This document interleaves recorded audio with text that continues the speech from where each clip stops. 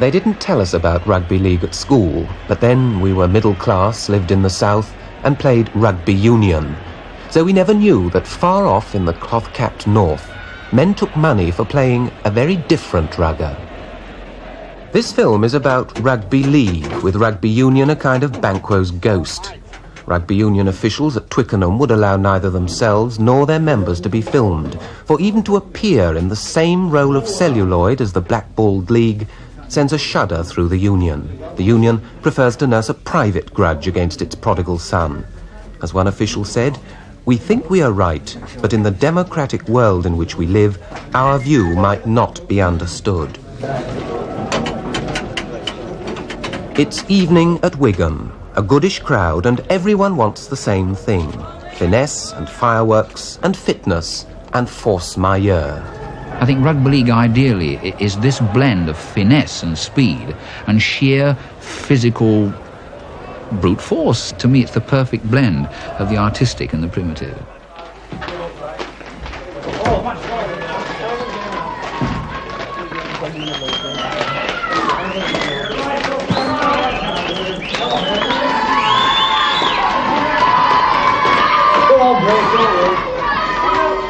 First, the differences. In rugby union, there are 15 players a side. Here, there are 13, for rugby league has no wing forwards, the spoil sports of the game. So the field is less cluttered and play fluider.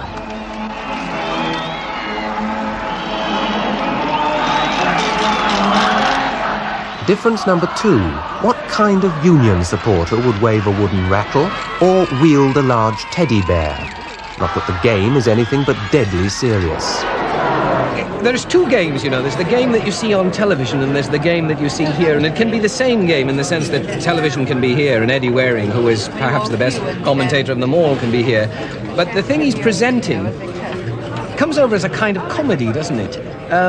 Almost as a rival to All In Wrestling. And that isn't really the game at all. You see, the game is a very serious, very tough game. But it's also, although the players themselves would blush if you said this, it's really a very intelligent game, almost a very intellectual game. What a big crowd at Wigan, and the home team, who until last Saturday hadn't lost a match. They're rather keen to, of course, break this Castleford record.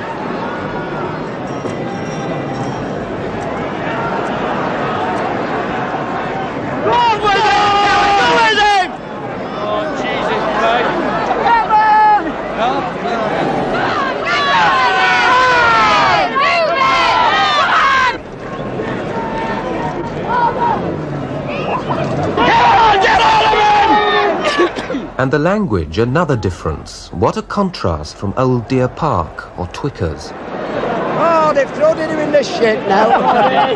That's a bloody shame. He's dirty his sound. Hardesty, they're without his little mate, Hepworth, the pigeon fancier, and they could do with him on this ground. Wigan, of course, is tremendously...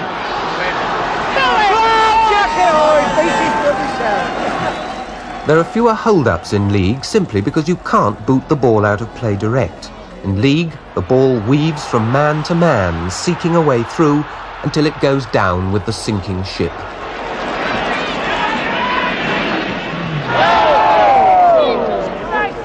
Knock on!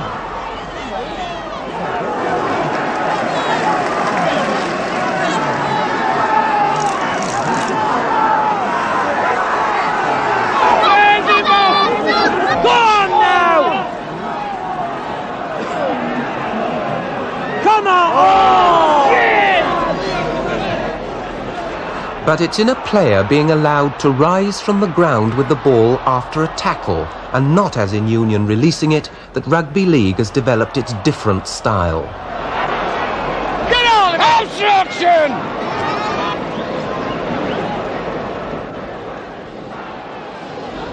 And in England, rugby league never left its cradle. It still lies landlocked in 3 northern counties: the coal and heavy woolen area of Yorkshire, the mill towns of Lancashire and the dockland of Cumberland. Rugby league cannot but throw up encounters that are either Wars of the Roses or local derbies.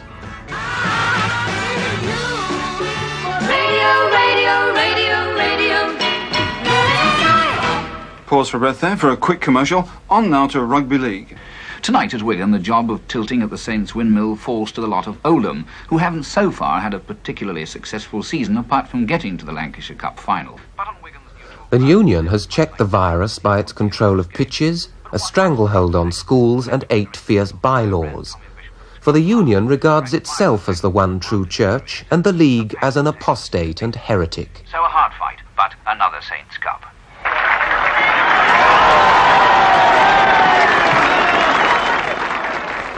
These players are banned from rugby union unless they are servicemen, for tragically it takes war for the true power of British rugby ever to be seen. It's quite understandable for some people to think that rugby union administrators are stuffy, because quite a lot of them are, and quite backward thinking, I believe. They're too terrified of the things that are going on in 1968. They're frightened. They still want to retain this Victorian atmosphere where there is a boss man and there is a serf, and that they're in complete charge of it all. These men are not full-time professionals. During the week they work like anyone else. Factories, mills, you know, something like that. I would say majority of them are working class people who work, you know, joiners, bricklayers. In Yorkshire, hell of a lot of fellas who work down a pit, you know.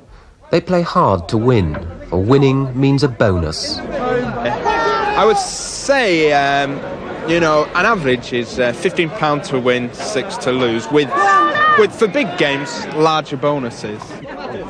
45 smackaroos. But they only get paid if they play. No play, no pay. And when a man is earning £20 a week, if he can earn another £15 or £20 a week on top, it pays him to win. Now put a big top on, Jack. But Rugby League has never scrupled to plunder Union of its best men. A 5th column of League scouts has infiltrated Wales. The Rugby League always wants that colourful person, and you can get more colourful persons from Rugby Union. About a quarter of League players are Union renegades. Some prosper, some are spectacular failures. It costs him about 5,000 for one try.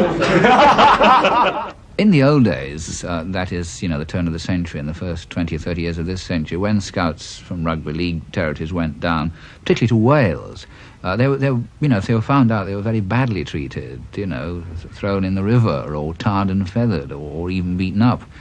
I don't think there's quite that nowadays. Eddie Waring, television commentator, was once manager of Dewsbury and Leeds. He often popped the question to Union men. Oh, it was just a job of work. I never thought, you know, it's going buying a steak in a hotel or something. I don't look upon it as anything very difficult. For leaving the Valleys and joining Salford Rugby League Club, David Watkins of Newport and Wales pocketed £13,000 tax-free. Obviously, the reason I turned professional was from a financial point of view. I think everybody has to secure themselves for life, and this was an opportunity for me to secure myself for life. Billy Wood and Ken Broom of Wigan are experts at invading Union territory. I've been on several pitches, ostensibly looking for an autograph, but in fact, the usual approach is put your address on here, we know your name. Of course, if you get the chap's address, well, you also know that you're at least interested. From then on, it's pure business. And I had £4,000 in £5 notes in a brown paper parcel. Yes, we used to do that, didn't we? No kidding, this. And we went down on the Sunday. We met this boy in a little pub that was his uncle's. I know what you're speaking of. And I noticed an international fullback, a Welsh international fullback. And we made arrangements to meet his father. We always do this if a fellow isn't 21, and this boy wasn't 21 at the time. So we arranged to meet his father and his mother. This is Sunday.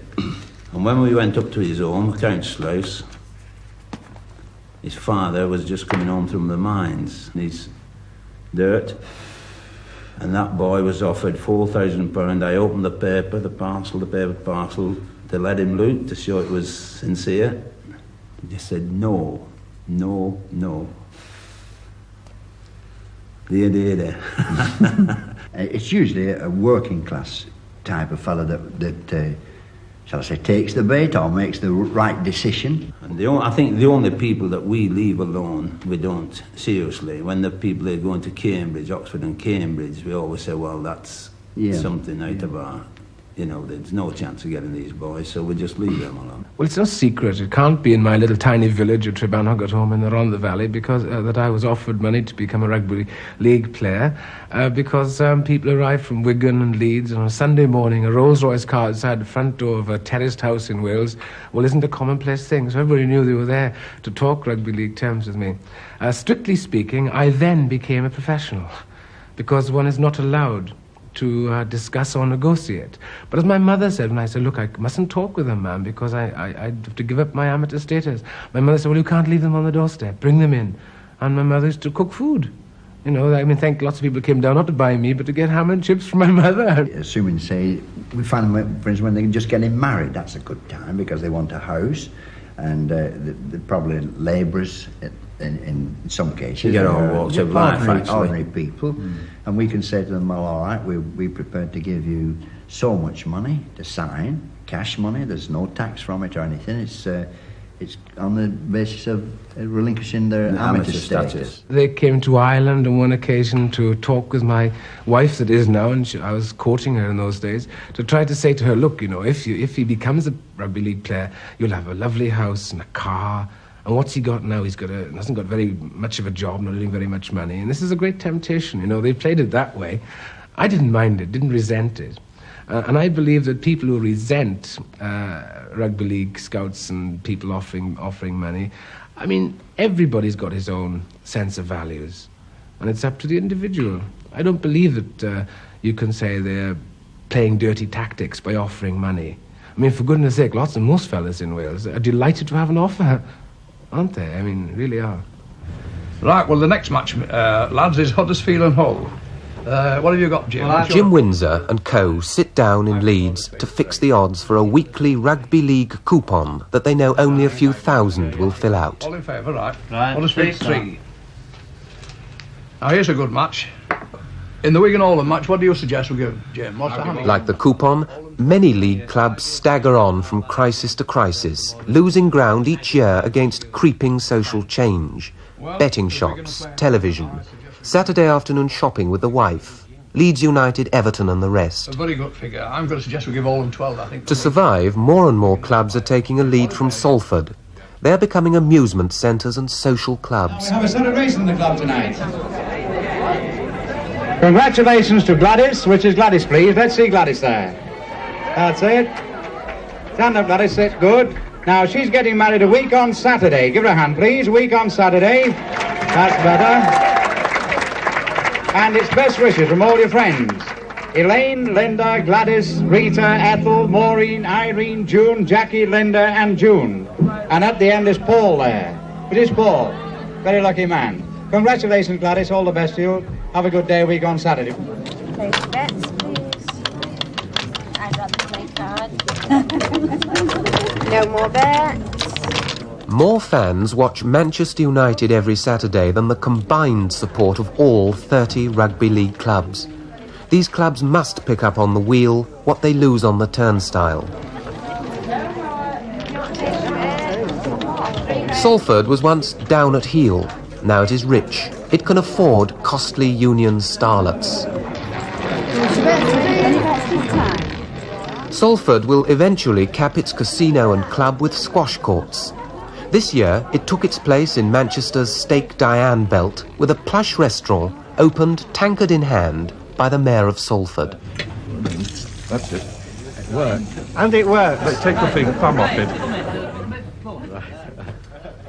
In these surroundings, Salford can make money and find jobs for their players. But the club's stately pleasure dome is no more than a carrot to lure the fans, an appendix to the club's prime purpose. If by some other method I can bring people along to watch games, even if it's only to come and eat in a restaurant before the game, and they watch the game, and once or twice, and they come and they'll be fine, they'll become converted to it. But if the way to a fan's heart is through his stomach, purists of the game, its origins, roots and feel, might turn to a humbler club whose notions are perhaps less grandiose, to Yorkshire and Featherston Rovers, motto nil desperandum.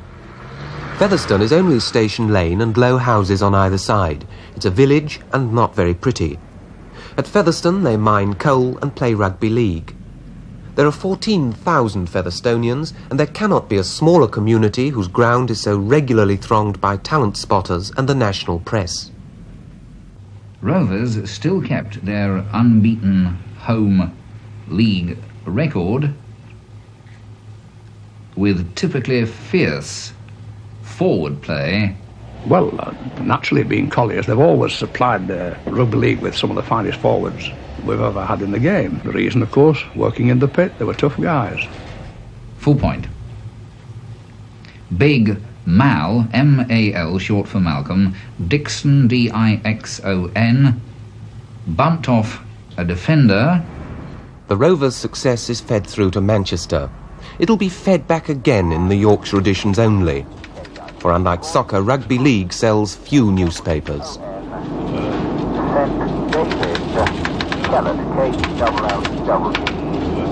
Over for the first 5.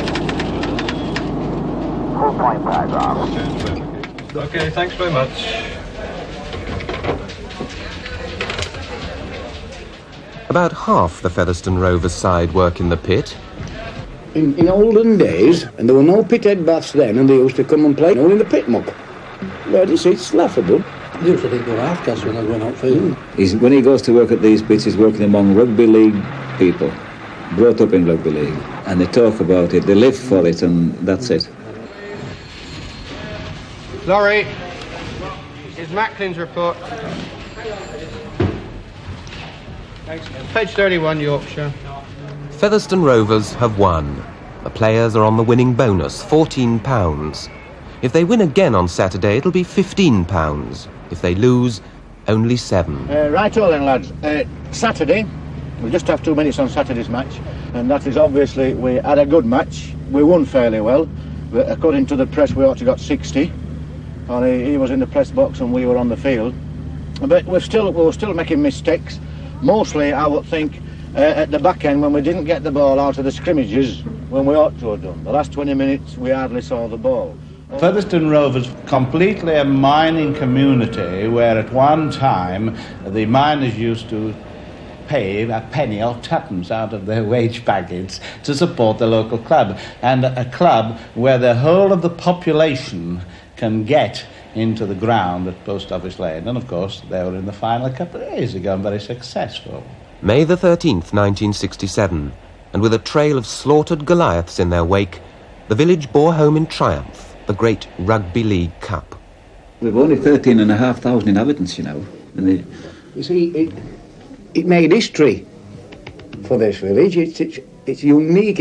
Nobody gave our team a chance. Not one person gave our team a chance to win this cup. We're just a local side with local boys. Majority of them are all local boys, are all working lads, part-time footballers. So they are part-time. And nobody gave them a chance, and against all the odds. Oh, interception! Oh, it's a try! Interception! Oh, what a pass! Oh, what an interception, and what a try to go on Thomas! No wonder! On that day, the village side played before 90,000 at Wembley. Malcolm has the ball here. This is one of their players who was tackling. The Rovers coach, then as now, Mr. Laurie Gant, an old Rover himself, famous for his exploit in the 52 final when, after a rub-down with brandy and rum, he played with pneumonia. There's no doubt about it. It was team spirit among them boys what won this cup. They won this cup in the dressing room with team spirit, and they were just one happy family, them boys. Gone on his own, Dula gone on his own. Smails it over, smails it in for a try. Dula showed the ball, presented. If Tranmere Rovers had won the FA Cup, it wouldn't have been a greater surprise. Made it and Smails, a happy man again.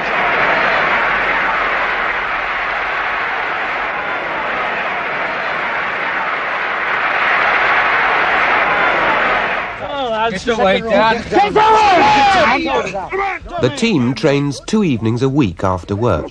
The players are local men, for Featherston can't afford to buy. It's much more likely to balance its books from selling, from transfer fees for its own homemade talent. Further down now. Jim, keep jumping on the spot. Come on, come on. Come on. Hop, hop, get him up! Hop, hop, hop, hop, hop, get him up! Right up. Well done, Mick. Well done. Hop, hop, hop, hop, hop. Right up. Marama, honey. Some clubs are limited companies. Featherston still managed by committee. A builder, master cobbler, welder, factory owner and 4 colliery workers pick Saturday's team. If the club fell on really hard times, they could guarantee it perhaps £100 or £200 out of their own savings. All at the same time, ready? All out in one big gulp, ready? Hop!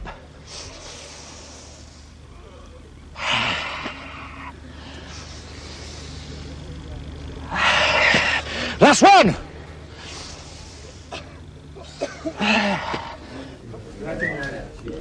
Saturday, an hour before the kick-off. Well, he's played every match as Jim this year, this season. We can't leave him out, he's too good to leave out. Another rest. So Featherston prepare to defend an unbeaten home record. Laurie Gant, slave driver and father figure, has an enormous executive cigar in his tracksuit pocket. If Featherston win, he'll smoke it. And there's a chap that I'm afraid I don't know much about called Ogden. Anybody know Ogden? I don't know a lot about him. He's liable to run. Expect him to dummy, expect him to make openings, expect him to run, expect anything. So down him straight away. They come along, I think, in rugby league particularly, to see the strange amalgam that rugby league offers. A fast, exciting, skillful play and sheer primitive physical contact. I think when you see a huge forward crashing his way through tackle after tackle by sheer physical endeavour and delivering a mighty handoff with a brawny arm which sends the full-back flying, you associate yourself with that man, and it's you who are knocking people over, and it's your hand that is knocking people flying, and I think you enjoy it. And if a psychiatrist were to wax fulsome about this, he'd say it's cathartic in the sense that it gets rid of the latent violence in us all. And the excitement of a forward battering ram is something which releases them, perhaps for just one day a week, away from the monotony of their work.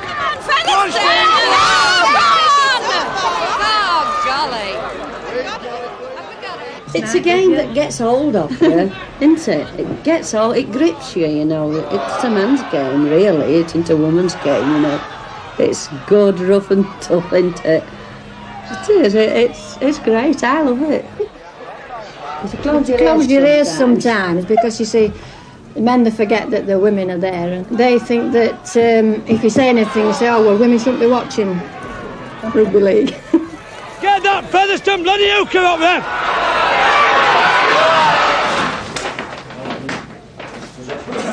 The scrums are 7-5. Settle down. Yeah. No, carry on. Are you being pulled in, Alan? He's having us. We're getting advantage when we get down, pushing. Yeah. And he's having us going backwards. And then he's letting them put ball in while we're going backwards and we've no chance, Laurie. Fair enough. So that's to make a mark. Yeah. Stop there. Go to the mark then. Go to the mark. Play to the whistle. Go to the mark and stop there. Don't give them that advantage. Don't give the referee the advantage of sending you back. Now that's the first thing, a right nice tight pack. But we're all right with the ball. Fairly even Stevens. We're doing all right. I'm taking those forward and then Keith's got to hang back for stand up. Half-time. Featherston could lose. £8 bonus money is at stake. So is the prospect of a nice cigar. Laurie Gant, Sergeant Major, turns Laurie Gant, diplomat. Coming across there. Oh yeah, but we're saying now, against this team, you've got to do something extra special. It's a little bit harder for you. You're going to have to look blind, aren't you? And if there's nothing doing, you're going to have to get across a little bit quicker. So it is, John. Do the same things that you are doing, but it's a little bit of extra work for you. Come on, Featherston! Get him down! Come on! Hey, we're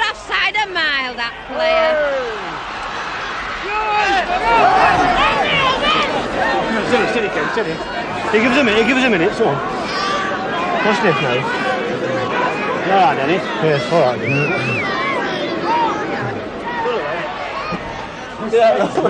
All right, well done. Well done. You're going to make a good winger. All done, John, all love. Always get a cigar when we win. No. All right, now, it's been like, you get tired. Well played. All right, darling. Well done, John. Well done. Congratulations, John. Well done. You're a good one, but you can't kick. Hey, oh. Kick it today. Hey, don't be like that with you, Liam. You're very good. Hey. What happened to that try up there? You lost ball and Vince scored. He knocked it out his hand. He knocked it out of his hand. I wonder what happened. It's an hard game. There's a good one in the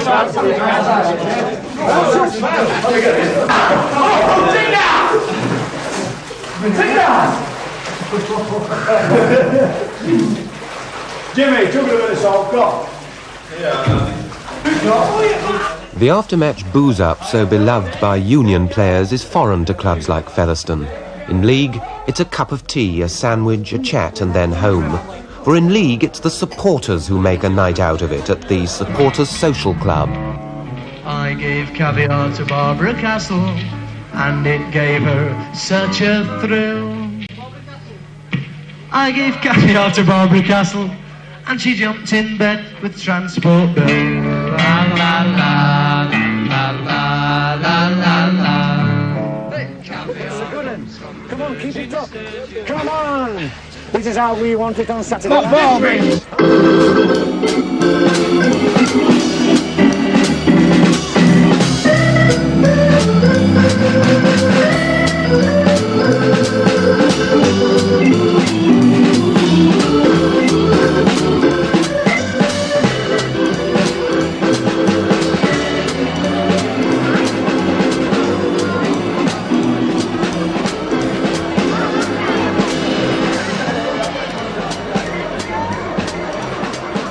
It's a hard game. Hard for players to play, hard for clubs to survive. And Rugby League, sent to Coventry for 3/4 of a century, fights the good fight. For want of a nail, the battle was lost. For want of 6 shillings, British rugby was lost. But rugby was not the only casualty. Every pinprick, snub, rebuff, every hot word and cold shoulder added its drop of poison to the cauldron of class and regional suspicion.